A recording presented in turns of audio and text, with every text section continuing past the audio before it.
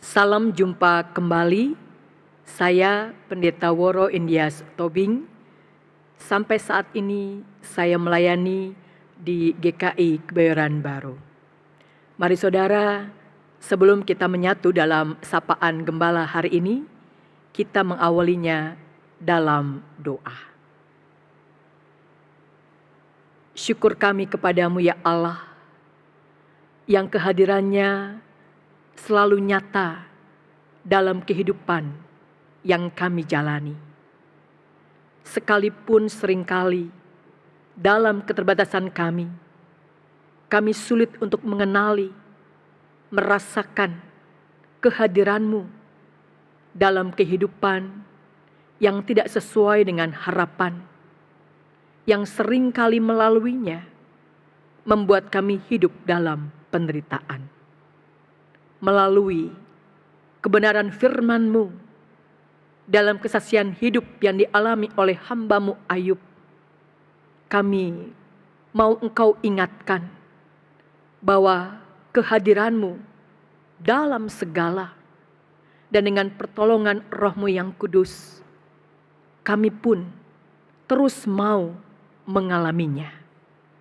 Sekalipun Engkau tak kelihatan, namun hadir-Mu nyata kami rasakan. Dalam Kristus Yesus yang menjadi pusat kehidupan kami mohonkan doa kami ini. Amin. Saudara, dalam pengalaman hidup Ayub, khususnya dalam pasal yang ke-23, ayat yang pertama sampai dengan ayatnya yang ke-12, Ayub berujar demikian. Tetapi Ayub menjawab, "Sekarang ini keluh kesahku menjadi pemberontakan. Tanganku berat menekan rintihanku. Ah, seandainya aku tahu di mana mendapatkan dia dan boleh datang ke tempat ia bersemayam, akan kupaparkan perkaraku di hadapannya dan kupenuhi mulutku dengan kata-kata pembelaan. Aku akan mengetahui jawaban-jawaban yang diberikannya kepadaku, dan aku akan mengerti apa yang difirmankannya kepadaku. Apakah ia akan berperkara dengan aku dalam kemahakuasaannya? Tidak, sesungguhnya ia akan menaruh perhatian kepadaku. Di sana orang jujur akan membela diri di hadapannya, dan aku akan bebas dari hakimku untuk selama-lamanya. Sesungguhnya kalau aku berjalan ke timur, ia tidak di sana, atau ke barat, tidak kudapati dia. Di utara ku cari dia, ia tidak tampak. Aku berpaling ke selatan, aku tidak melihat dia.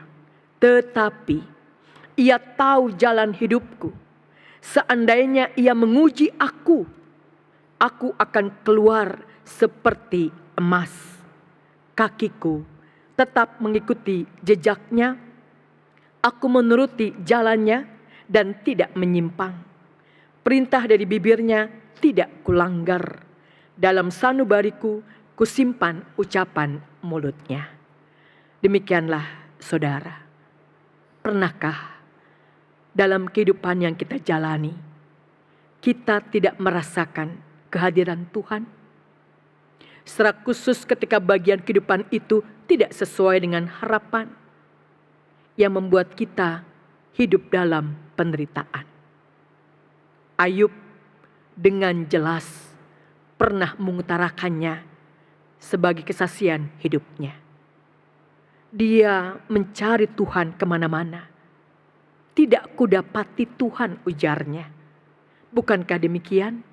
Ketika kita merasakan hidup dalam penderitaan, seolah-olah tidak ada Allah, tidak ada Tuhan hadir di sana. Kita merasa sendiri dan tak sanggup lagi.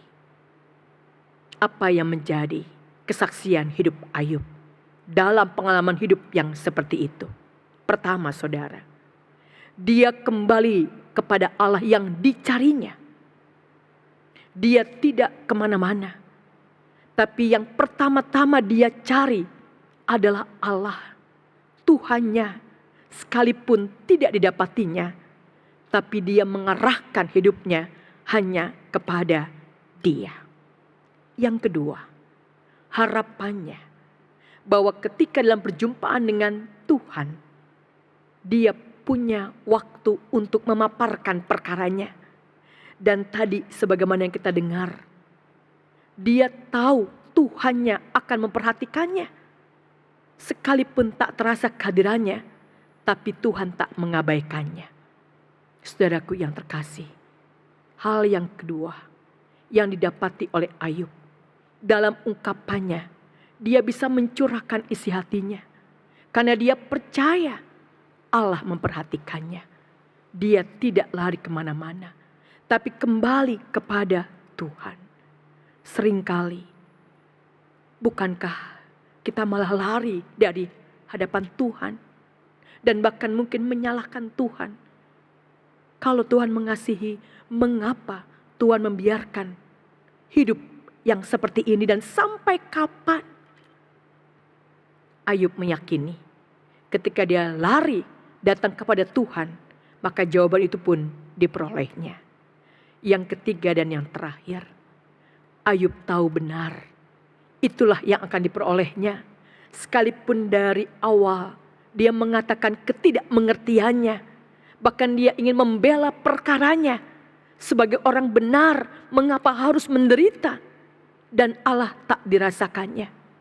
Tapi luar biasanya apa yang bisa dimaknainya. Kalau kebanyakan orang mengatakan setiap perkara yang kita alami pasti ada hikmahnya, ada maknanya, karena Tuhan tidak pernah salah memberikan pengalaman hidup kepada kita.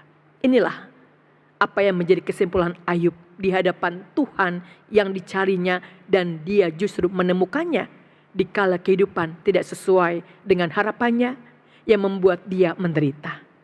Dengan sangat indah dia berujar, tetapi ia tahu jalan hidupku. Seandainya ia menguji aku, aku akan keluar seperti emas. Saat ini, apa yang sedang kita gumuli? Apa yang sedang saudara dengan saya rasakan?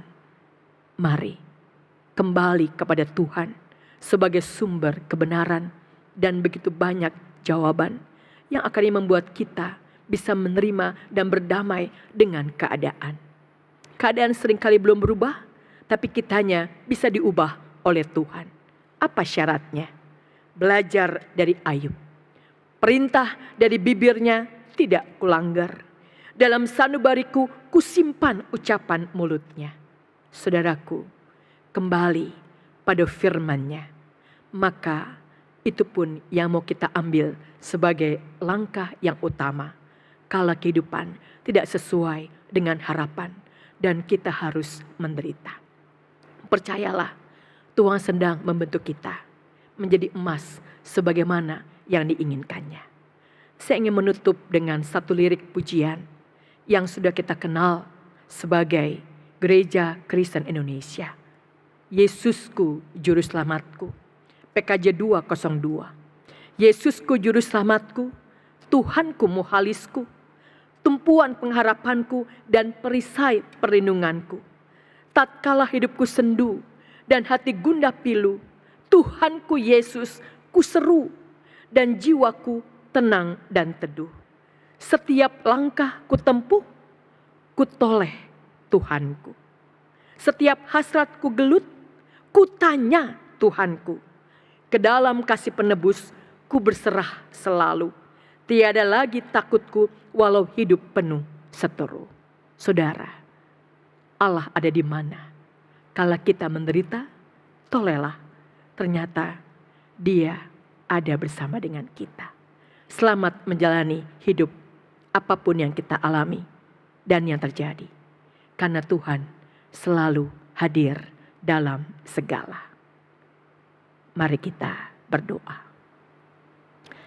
Terima kasih Tuhan. Engkau Allah yang hidup, yang mengerti dan peduli apa yang sedang kami alami. Engkau hadir dalam segala.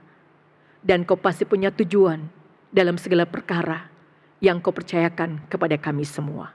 Hari ini, melalui sapaan gembala, kami boleh mendengarkan sapaan-Mu jua, sehingga kami kuat dan teguh melanjutkan kehidupan yang menjadi anugerah-Mu. Terima kasih Tuhan, kepadamu kami mohonkan doa kami ini. Amin.